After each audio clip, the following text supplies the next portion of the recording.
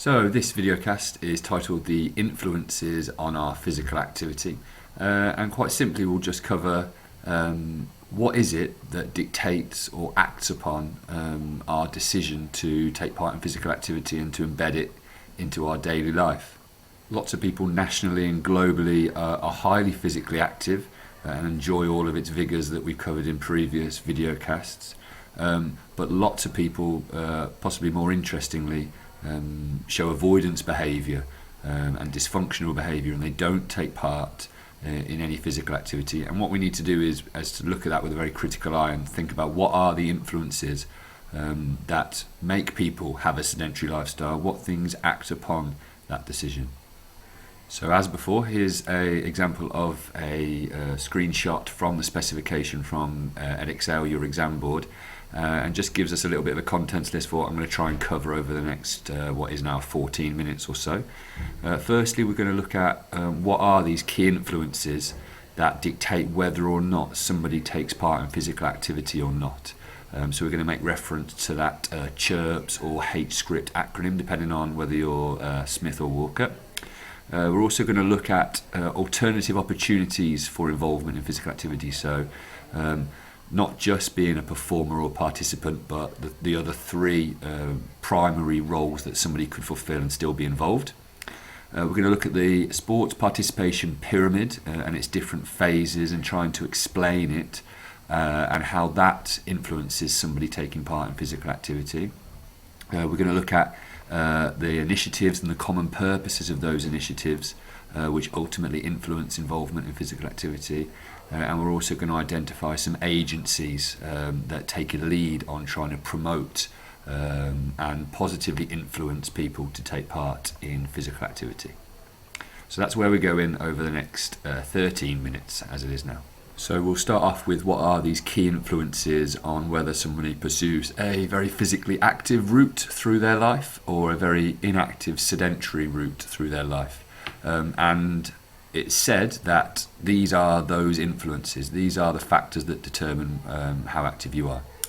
Now, the subheadings along the bottom are probably the most fundamental thing to remember and to understand, but we've used these, turned them into letters to create an acronym, either CHIRPS or H-script, and we can also use these images as a representation of what they are. So to go through them all individually, first of all, it's believed that a person's culture dictates whether or not they pursue and remain involved in physical activity. And some of the subcategories of that include your age. So if you are elderly, involvement in physical activity can be quite difficult because some of the barriers associated with it. If you are female, that can affect your involvement in physical activity and influence you to either avoid it or pursue only certain activities because of stereotypes. If you are disabled, that can be an influence on your physical activity patterns because of access to facilities, etc. Your religion is another one not mentioned or not referenced with an image there. But if you have religious beliefs about involvement in physical activity on a Sunday, or if you have religious commitments, either going to mosque or worship, then that might also serve as a barrier and either positively or negatively influence your ability to take part in physical activity. So the first one is culture. The second one is your health and well-being. And that basically relates to the fact that if you have a medical ailment or a medical condition, that can negatively influence your physical activity. And equally, if you are free from illness, if you have good health and well-being, then you're more arguably inclined to be physically active. This can influence you because if you are ill, if you do have a medical ailment, then you might be very anxious about taking part in physical activity and making that ailment worse and risking other conditions. The next influence on your physical activity patterns might be image. And by that we mean the image portrayed through the media of physical activity. So if the media portray physical activity as a very positive, enriching experience, or if they promote good role models for males and for females and for all social groups, then that can positively influence people to be physically active. And we can see that through the sort of gym culture that's been generated through celebrity and media promoting that culture. And that shows you its power, really. So they are hugely responsible for everybody's physical activity patterns and how they portray it. R represents resources, and by that we mean your access to provision and the time that you have available outside of work to be physically active. So if you live in a very rural area, this will normally mean that you've got good access to green space, so there's lots of open areas for you to enjoy physical activity, but it's probably going to encourage you down a certain pathway, down a certain route and to certain activities. Equally, if you live in a very urban area where there's less green space and open space, then again you might be influenced down a certain route and make certain physical activity choices, and there may well be other distractions other than physical activity to spend your leisure time doing. It's worth saying that obviously provision is different in different areas of the country. There's different resources available. You're very lucky in Solihull to have excellent provision for physical activity with an abundance of facilities available right on your doorstep wherever you live in the town. Resources also reflects time, and if you have a busy job and you have to work long hours in order to pay your bills and work overtime, then it might be that your capacity to be physically active might be diminished. P represents people and relates to the key individuals that might influence you to be physically active. Now, the image I've included here is of some parents who are some of the key players in deciding whether you're physically active or not. So if they promote and encourage physical activity and if they model it themselves, then you're highly likely to pursue it yourself. Equally, if they don't, then you might not be as well. Other key people might be teachers, PE teachers specifically, I suppose. It might be coaches or volunteers or individuals that you're exposed to within physical activity, and how they promote it and how they encourage it and you. And you could also put peers, so friends, in this group. So there's a lot of evidence to suggest that your friendship groups and their approach and attitudes towards physical activity will be a huge influencing factor on whether or not you pursue it. The final one is your socioeconomics, so how much expendable income you have to be able to distribute towards physical activity.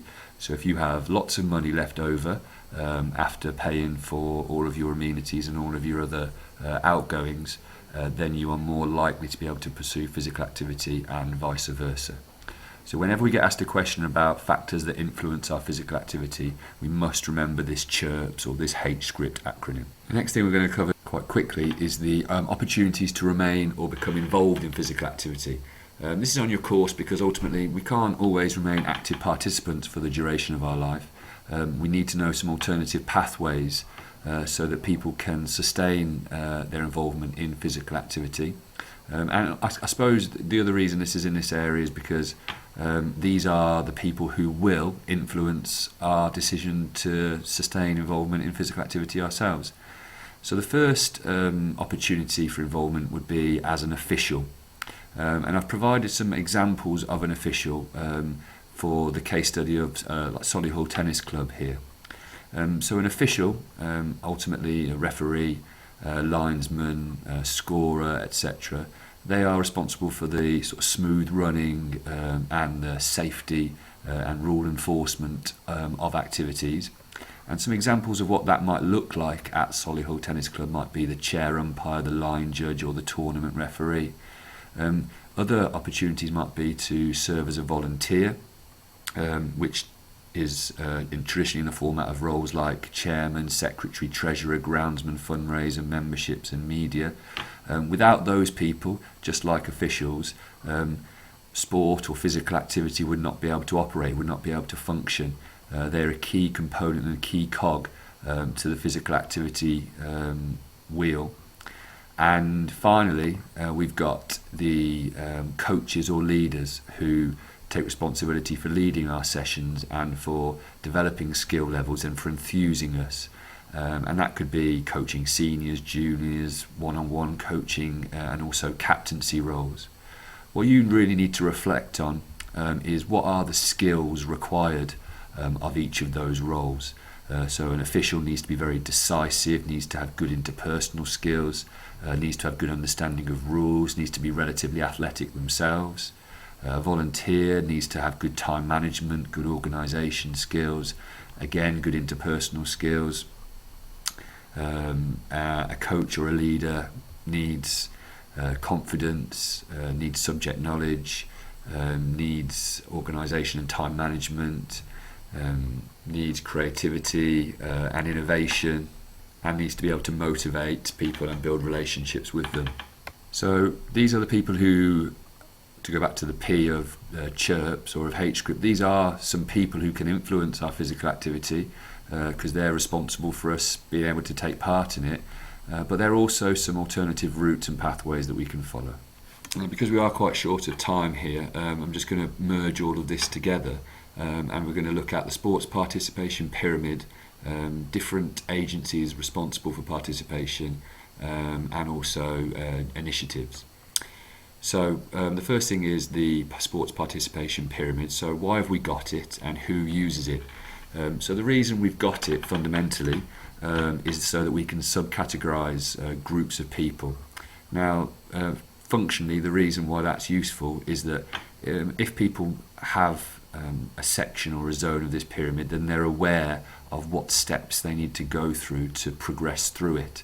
So, for instance, if I'm in the foundation level of the pyramid, I'm very clear on what my route up to the elite section of the pyramid is.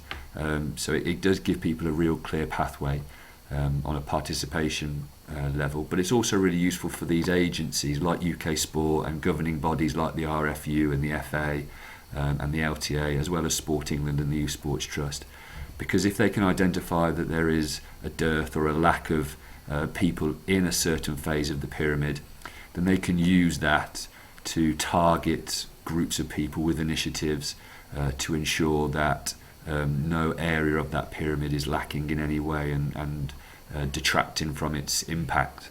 So somebody in the foundation level of the pyramid is normally a pupil in a school, traditionally at a primary school, stepping onto that first rung of the ladder, experiencing a breadth of activities, very low in skill level, and not necessarily participating beyond that statutory requirement, that legal requirement within PE lessons.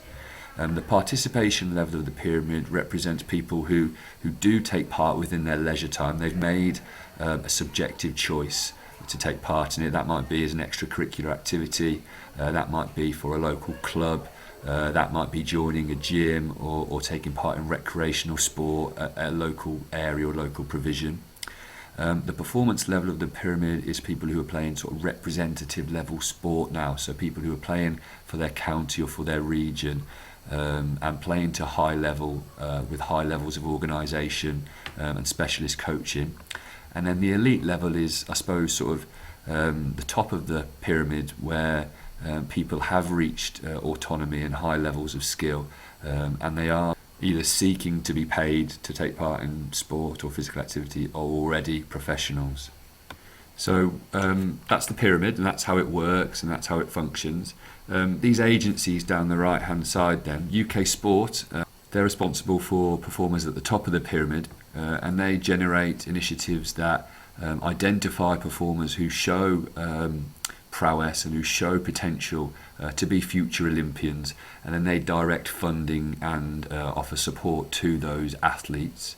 The RFU is obviously the Rugby Football Union, is an example of one of the national governing bodies within the UK that are funded by UK Sport primarily, and then take responsibility for all levels of the pyramid from elite all the way down to foundation, to ensure that participation in rugby is of a high level and is well governed and well managed. You've then got Sport England, who take responsibility for developing participation by the provision of facilities primarily, and allocating money to minority groups.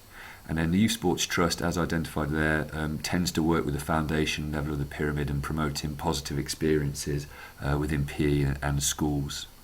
I've unfortunately only got 20 seconds left, so just really quickly, these are some examples of initiatives that those agencies have created to try and promote and influence physical activity, I suggest that you go away and do some supplementary reading about these because you're likely to be examined on them.